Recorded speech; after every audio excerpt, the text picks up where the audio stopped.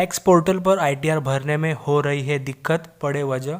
ITR filing tax professionals return के अलावा अन्य फॉर्म भी दाखिल नहीं कर पा रहे हैं।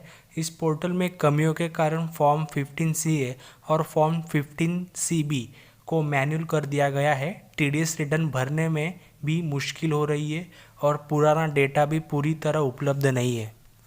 इनकम टैक्स डिपार्टमेंट की ओर से नया पोर्टल लॉन्च करने के बाद से अधिकतर चार्टर्ड अकाउंटेंट और टैक्स एडवोकेट परेशान हैं।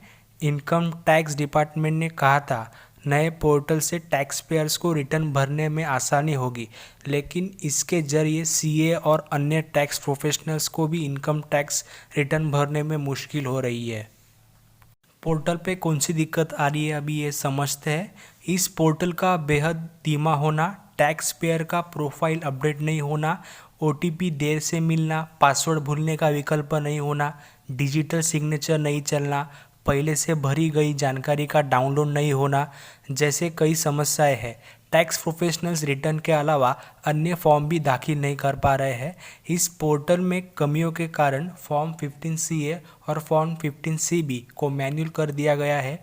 टीडीएस रिटर्न भरने में भी मुश्किल हो रही है और पुराना डेटा भी पूरी तरह उपलब्ध नहीं है। अधिकतर टैक्स प्रोफेशनल को हो रही है ये दिक्कत। इसके अलावा टैक्स प्रोफेशनल्स को एक बड़ी समस्या टैक्स फाइलिंग का सॉफ्टवेयर नहीं चलने के कारण हो रही है। ऐसे रिपोर्ट है कि टैक्स सॉफ्टवेयर बनाने वाली कंपनियों को अभी तक नए इनकम टैक्स पोर्टल पर ऑथराइज नहीं किया गया है। इस वजह से अधिकतर टैक्स प्रोफेशनल अपना काम नहीं कर पा रहे हैं। इंडिया पोस्ट ने घोषणा की है कि इनकम टैक्स पेयर्स जल्दी ही अपने टैक्स रिटर्न पोस्ट ऑफिस में दाखिल कर सकेंगे। हालांकि यह पता नहीं है कि मैन्युअल होगा या ऑनलाइन। अगर ये मैन्युअल होगा तो हम टैक्स रिटर्न भरने के लिए कतारों में लगने वाले पुराने दौर में लौट जाएंगे।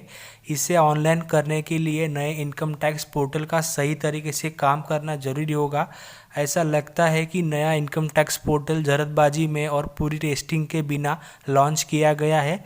इसके लिए इनकम टैक्स डिपार्टमेंट या इस पोर्टल को बनाने वाली सॉफ्टवेयर कंपनी इन्फोसिस में से कौन जिम्मेदारी लेगा। सरकार को इस समस्या को गंभीरता से लेने और इसे जल्द पूरे करने के साथ ही इसके लिए जिम्मेदार के खिलाफ कार्रवाई करने की ज़रूरत है। तो ऐसे ही नए नए अपडेट पाने के लिए हमारे चैनल को सब्सक्राइब, वीडियो को लाइक और अपने दोस्तों के साथ शेयर करना ना भूलना।